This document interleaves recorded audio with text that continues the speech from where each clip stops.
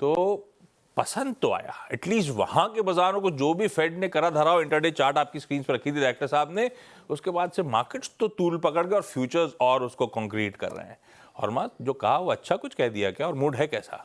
Good morning आशीष, आपने don film देखी है पुरानी वाली, जिसमें प्राण साहब सर्कस में काम करते वो रस्सी पर चलते, जेरोम पावल को भी कल वही करना था। He had a very tight रोप पे उन्हें चलना था और उन्होंने बखूबी किया वो, और जो बाजार को अच्छा लगा। मगर जिसे कहते हैं devil is in the detail, तो वो डिटेल में आते हैं। मगर आमतौर पर जो पहली बात तो यही कि ब्याज दरों में कोई छेड़छाड़ नहीं की गई, वो तो अनएक्सपेक्टेड लाइन्स ही था। और उन्होंने ये कहा है कि इस साल 2 बार ब्याज दरें कटेंगी। ये बाजार को अच्छा लगा, क्योंकि पहले जो उन्होंने गाइडेंस 4 से काट के 2 की थी, तो वो 2 पर अभी भी मेंटेन्ड है। ये बाजार को पसंद आया। उन्होंने 4 कीवर्ड्स पर उनको बाजार को क्लैरिटी चाहिए थी, उस पर अब क्लैरिटी कह लीजिए उन्होंने कही। पहले तो उन्होंने मंदी की बात की। मंदी के बारे में उन्होंने कहा है कि मंदी के आसार ज़्यादा है, पर इतने भी ज़्यादा नहीं है कि चिंता करनी पड़े। अर्थव्यवस्था को लेकर उन्होंने कहा कि सेंटिमेंट में थोड़ी सी जो है डिक्लाइन देखने मिली है, मगर अर्थव्यवस्था अभी भी मजबूत है। महंगाई को लेकर उन्होंने कहा कि काबू पाने में थोड़ी सी दिक्कत आ सकती है, मगर इतनी भी दिक्कत नहीं आएगी कि पॉलिसी इंटरवेंशन करना पड़े।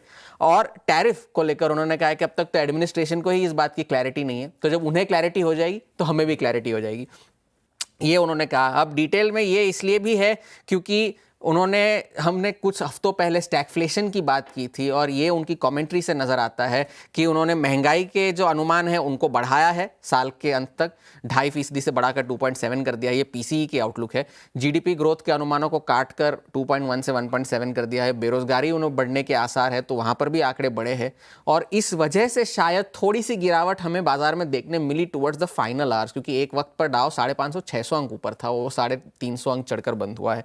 तो वो एक बात थी। और 19 बोर्ड मेंबर्स में से 17 ऐसे हैं जिन्होंने कहा है कि ये जो जीडीपी और बेरोजगारी को लेकर जो आंकड़े हैं उस पर अनिश्चितता उनकी अब काफ़ी बढ़ गई है।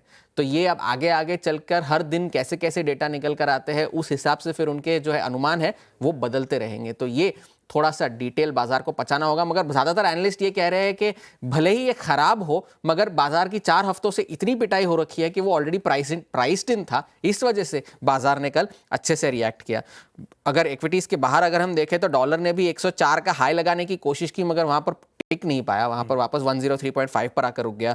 ये जो यील्ड्स है वो भी 2 ईयर की जो यील्ड है वो 4% के नीचे जा चुकी है, जबकि एक वक्त पर पिछले साल वो 5% तक पहुंच चुकी थी, और 10 साल की यील्ड भी 4.2 पर आ गई है। और सोने की कीमतों में तो कोई लेट ऑफ नहीं है। कल 3030 का हाई था, आज 3060 का हाई बना हुआ है, तो वो तो चल ही रहा है। आज जो है और काफ़ी सेंट्रल बैंक्स के नतीजे आने हैं। उससे पहले ब्राज़ील के जो सेंट्रल बैंक है उन्होंने अपनी ब्याज दरें 1% बढ़ाई है। इंडोनेशिया के सेंट्रल बैंक ने कल अपनी ब्याज दरों को छोड़ दिया बिना कोई छेड़छाड़ के।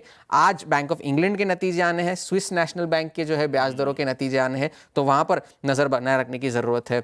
डोनाल्ड ट्रंप ने व्लादिमीर ज़ेलेंस्की से बात की फ़ोन पर, रूस के साथ जो उनकी बातचीत हुई उसको लेकर उन्हें अपडेट दिए गए।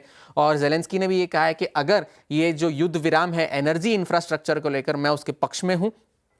पूर्ण युद्ध विराम की अगर इस तरह से शुरुआत की जाए मुझे कोई ऐतराज़ नहीं है, वो भी चलेगा। और ट्रंप ने ये कहा है कि जो पहले उन्होंने कहा था कि मैं आर्म्स वगैरह नहीं दूंगा यूक्रेन को, तो उन्होंने कहा है कि हम आपको मदद करेंगे, जितनी हो सके उतनी हम मदद करेंगे। और यूएस और यूक्रेन का जो दल है वो 22 और 24 मार्च के बीच सऊदी अरब में उनकी जो है बातचीत होगी। आज चीन के 1 और 5 साल के लोन प्राइम रेट्स के नतीजे डेटा आने हैं, जॉबलेस क्लेम्स का डेटा आना है, तो वहाँ पर भी नज़र रखने की ज़रूरत है। कहने के लिए आप कह सकते हैं हैंडओवर अच्छा है, but the devil is in the detail. लीजिए भाई, हैंडओवर अच्छा है।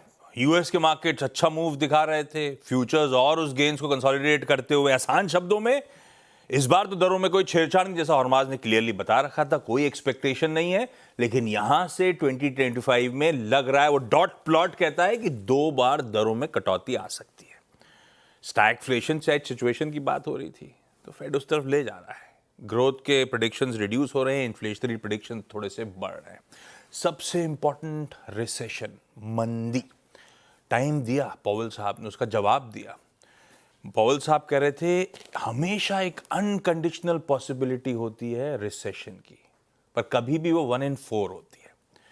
हम तो खुद प्रेडिक्शन करते नहीं रिसेशन का, लेकिन जो लोग करते हैं, हाँ, उन्होंने अपने अनुमान बढ़ाए हैं। और एक बात सच है कि 2 महीने पहले तो एकदम लोएस्ट लेवल पे वो पॉसिबिलिटी थी, वो तब से लेकर थोड़ी सी इंच अप जरूर हो गई है।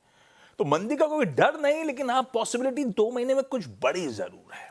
ये कहानी है यूएस फेड की, ये कहानी है ग्लोबल हैंडओवर की। हैंडओवर बुरा नहीं मतलब, नहीं, नॉट बस कहानी बढ़िया, यहां खत्म। इंपॉर्टेंट देखा हुआ था। ऊपर से चाइना का भी दरों में कोई छेड़छाड़ नहीं हुई, अपडेट आ चुका है। पीबीओसी प्राइम लोन रेट का अपडेट्स आने थे, चाइना ने भी दरों में कोई छेड़छाड़ नहीं करी भैया। तो हैंडओवर तो ठीक है, मूड अपना ठीक है। कल का सेशन एक बार स्क्रीन पर लेकर आइएगा। शुरुआत पॉजिटिव नोट पे हुई, उसके बाद बेहद सीमित दायरे में कंसोलिडेट, इवेंचुअली 1/3% मजबूत, 22,900 पे बंद। कल भी गेन्स को निफ्टी बैंक ने लीड करा और कल भी स्क्रीन्स तो बढ़िया थी। 5:1 एडवांसेस के फेवर में मार्केट ब्रेथ थी। आसान शब्दों में कहूं तो ओवरऑल सेंटिमेंट बड़ा अपबीट सा था। ऐसे में वीरू, गुड मॉर्निंग।